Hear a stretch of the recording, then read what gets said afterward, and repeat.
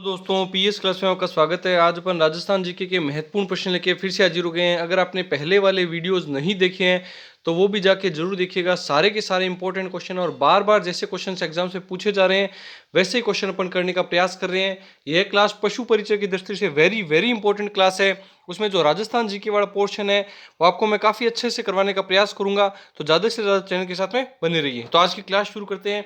मल्लीनाथ पशु मेला कहाँ आयोजित होता है? वेरी वेरी इंपॉर्टेंट लगा लीजिए। पशु परिचर की क्लास है और पशु परिचर का पेपर है, तो आपको पशु मेले तो जरूर आने ही आने चाहिए। काफी सारे पशु मेले हैं। सर्वाधिक पशु मेले एक आपको सबसे पहले फैक्ट बता देता हूं, सर्वाधिक पशु मेले नागौर जिले में आयोजित होते हैं। ये आपको ध्यान में होना चाहिए। मल्लीनाथ पशु मेला कहाँ आयोजित होता है? वेरी वेरी इंपॉर्टेंट क्वेश्चन लगा लीजिएगा, बहुत बार पूछा जा चुका है ये। तो इसका सही आंसर बताइए। हनुमानगढ़ में, बीकानेर में, भरतपुर में या बाड़मेर में? तो इसका सही आंसर होगा बाड़मेर में। मल्लीनाथ पशु मेला कहाँ पे आयोजित होता है? बाड़मेर में आयोजित होता है। बाड़मेर में भी जगह पूछे तो आपको ध्यान में होना चाहिए तिलवाड़ा। तिलवाड़ा बाड़मेर के अंदर यह मेला आयोजित होता है। तिलवाड़ा बाड़मेर में यह जगह आयोजित होता है। कौन सी नदी के किनारे आयोजित होता है मल्लीनाथ पशु मेला? तो यह लूनी नदी के किनारे आयोजित होता है। कौन सी नदी के किनारे? लूनी नदी के किनारे। और किसके लिए आयोजित है, मतलब कौन से किस पशु के व्यापार के लिए प्रसिद्ध है? तो घोड़ों के व्यापार के लिए प्रसिद्ध है। कौन से किस पशु के व्यापार के लिए? तो घोड़ों के व्यापार के लिए प्रसिद्ध है। तो घोड़ों के भी व्यापार के लिए कौन सी नस्ल के घोड़े पाए जाते हैं? तो आपको ध्यान में होना चाहिए मालानी नस्ल के घोड़े पाए जाते हैं। मालानी नस्ल के घोड़े पाए जाते हैं। ये सारे के सारे फैक्ट आपको ध्यान में होने चाहिए। तिलवाड़ा में बढ़ता है, जो कि जगह कहाँ पे पड़ती है? बाड़मेर में पड़ती है। लूनी नदी के किनारे बढ़ता है, घोड़ों के व्यापार के लिए प्रसिद्ध है। मालानी नस्ल के घोड़े प्रसिद्ध है यहाँ पे। और ये बढ़ता कब से कब तक है ये भी आपको ध्यान में होना चाहिए। तो ये आपको ध्यान में नोट करना है। चैत्र कृष्ण 11, चैत्र कृष्ण 11 से लेकर के चैत्र शुक्ल 11, चैत्र शुक्ल पक्ष की 11 तक ये मेला भरता है। चैत्र कृष्ण 11 से लेकर के चैत्र शुक्ल 11, ये सारे के फैक्ट आपको नोट करने हैं, सारे के सारे फैक्ट, और अच्छे से समझना है। एक बार वापस रिपीट कर लेते हैं। मल्लीनाथ पशु मेला बाड़मेर का प्रसिद्ध है। तिलवाड़ा बाड़मेर में बढ़ता है, लूनी नदी के किनारे बढ़ता है, घोड़ों के व्यापार के लिए प्रसिद्ध है। कौन से घोड़े? मालानी नस्ल के घोड़े। कब से कब तक बढ़ता है? चैत्र कृष्ण 11 से लेकर चैत्र शुक्ल 11 तक ये मेला बढ़ता है। नेक्स्ट क्वेश्चन देखते हैं। राजस्थान का राज्य पक्षी है, वेरी वेरी इंपॉर्टेंट है ये क्वेश्चन भी। इस क्वेश्चन के साथ जो एक्स्ट्रा फैक्ट होंगे वो बहुत ज्यादा इंपॉर्टेंट होंगे। ये तो ज्यादातर बच्चों को आता होगा। राजस्थान का राज्य पक्षी किसे कहते हैं?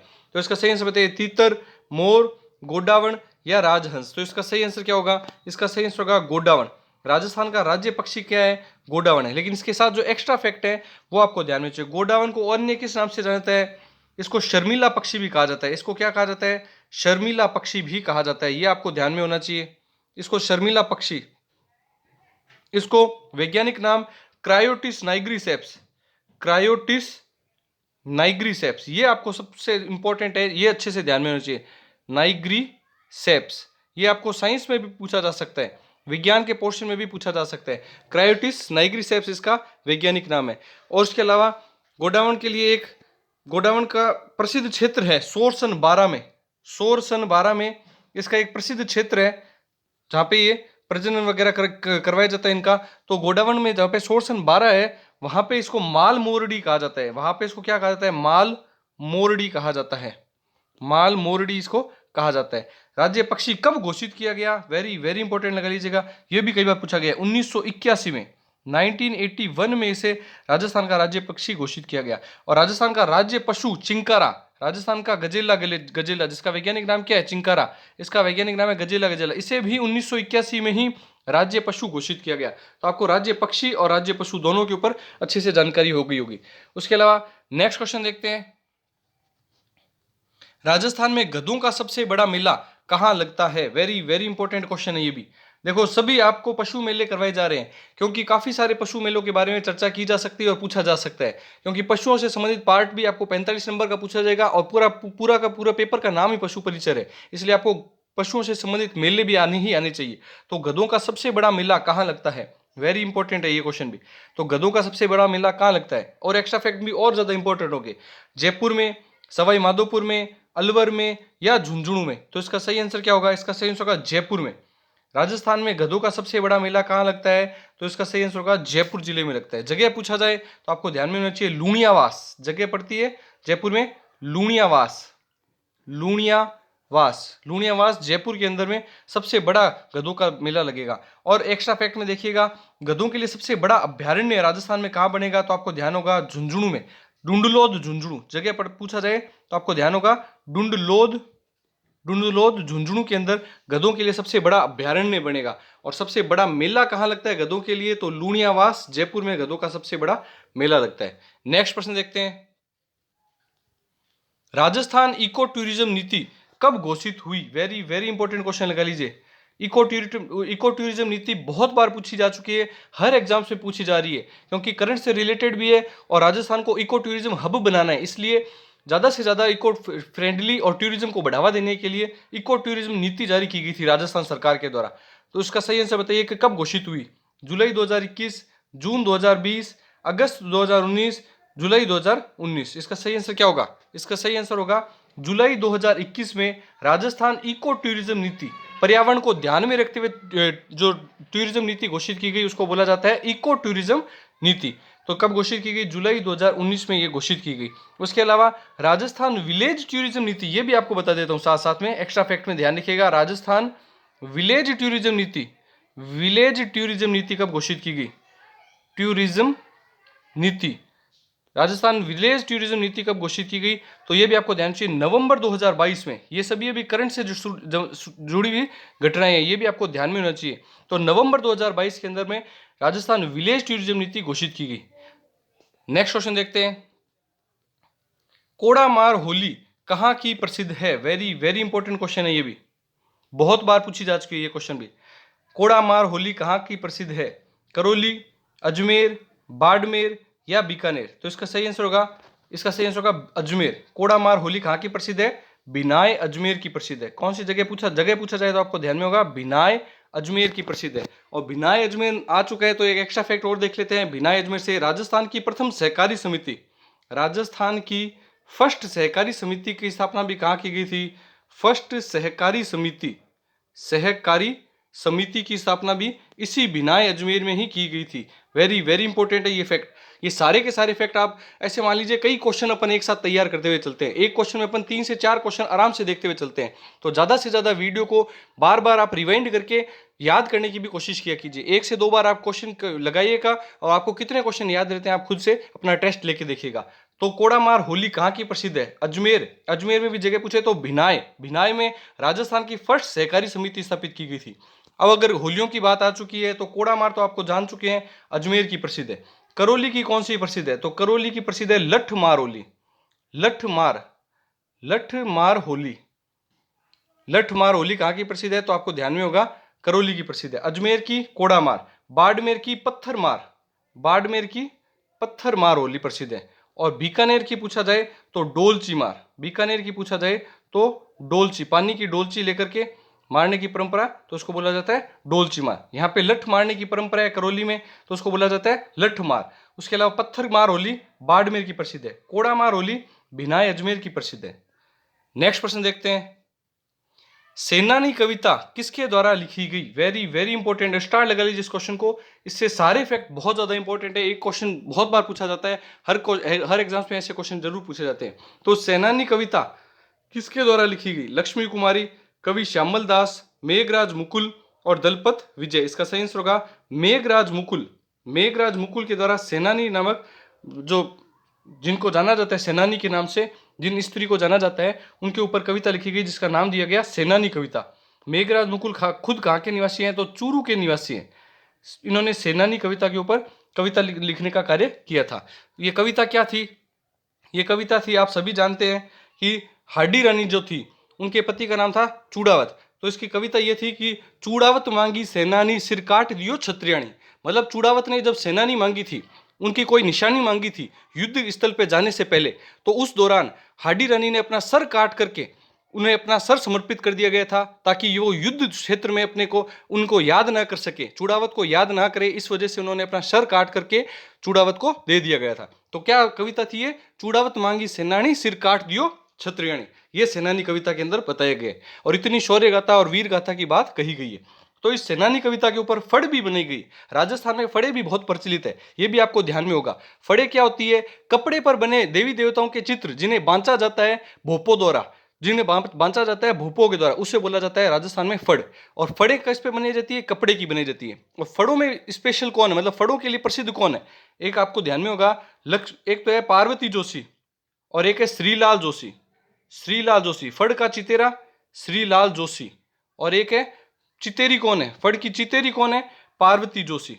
पार्वती जोशी ये फड़ का चितेरा और चितेरी कहलाते हैं, जो फड़ बनाने में प्रसिद्ध है, मतलब काफी ज्यादा विख्यात है। तो श्रीलाल जोशी और पार्वती जोशी, और इसी कविता के ऊपर भी फड़ भी बनाई जा चुकी है, ये भी आपको ध्यान में होना चाहिए। सेनानी कविता के ऊपर भी फड़ बनाई जा चुकी है, और लिखी किसके द्वारा गई है? मेघराज मुकुल के द्वारा लिखी गई है।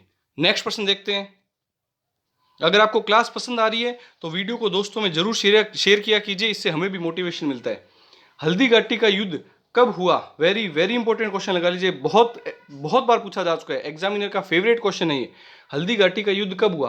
18 जून 1576, 18 जुलाई 1576, 18 जून 1574, 21 जून 1574। इसका सही आंसर होगा 18 जून 1576।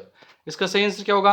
18 जून 1576 को हल्दी घाटी का सबसे निर्णायक युद्ध और सबसे महत्वपूर्ण युद्ध, जो राजस्थान में काफी बार चर्चा का विषय रहा है और काफी ज्यादा फेमस, मतलब क्या कहा जा सकता है, युद्ध कहा जा सकता है राजस्थान का, तो वो कौन सा युद्ध है? हल्दी घाटी का युद्ध है। 18 जून 1576 को लड़ा गया था। और कभी कभी आपको 21 जून 1576 भी देखने को मिल सकता है, 21 जून 1576, लेकिन ये दोनों ऑप्शन आपको एक साथ कभी भी देखने को नहीं मिलेंगे, ये आप ध्यान रखना। अगर ऐसे दोनों एक साथ ऑप्शन देखने को मिलते हैं तो वो क्वेश्चन बोनस में जाएगा, तो आपको अच्छे से ध्यान रखना है। 18 जून 1576 या 21 जून 1576 हल्दी घाटी का युद्ध लड़ा गया। किन किन के बीच में? महाराणा प्रताप और अकबर की तरफ से मान सिंह के द्वारा।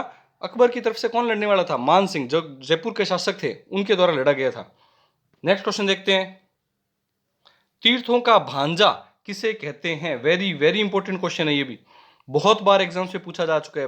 भांजा, मामा, नानी किसे कहा जाता है, ये कई बार पूछा जा चुका है। तो तीर्थों का भांजा किसे कहते हैं? मचकुंड धौलपुर, पुष्कर अजमेर, नाथ द्वारा राजसमंद या जगत उदयपुर। इसका सही आंसर होगा मचकुंड धौलपुर को तीर्थों का भांजा कहा जाता है। तीर्थों का भांजा किसे कहते हैं? मचकुंड धौलपुर को कहते हैं। पुष्कर अजमेर को क्या कहते हैं? तीर्थों का मामा। क्या कहा जाता है? तीर्थों का मामा कहा जाता है। तीर्थों का मामा। तीर्थों की नानी देवयानी, सांबर झील जयपुर के जो पास का इलाका है देवयानी, उसको क्या बोला जाता है? तीर्थों की नानी के रूप में जाना जाता है। और भांजा का आप आंसर जान ही चुके हैं, मचकुंड धौलपुर।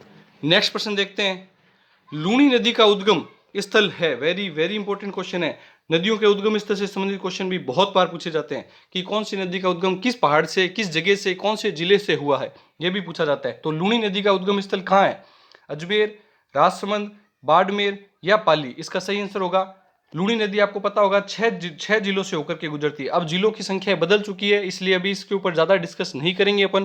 पूर्ण रूप से जिलों का व्यवस्थित रूप से मैप आने के पश्चात और कौन से जिलों को मान्यता दी गई है, अभी चुनाव के माहौल में आपको भी पता है कि किसको मान्यता दी है, किसको खुश करने के लिए जिला घोषित किया गया है, वो अभी किसी को नहीं पता है।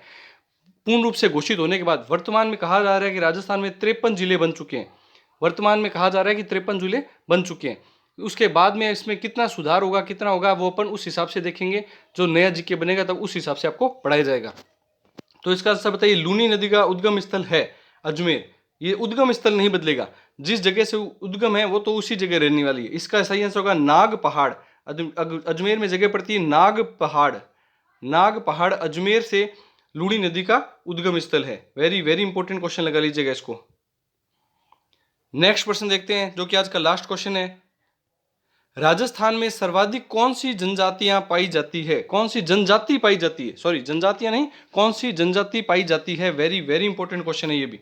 कौन सी जनजाति राजस्थान में सबसे ज्यादा पाई जाती है संख्या में?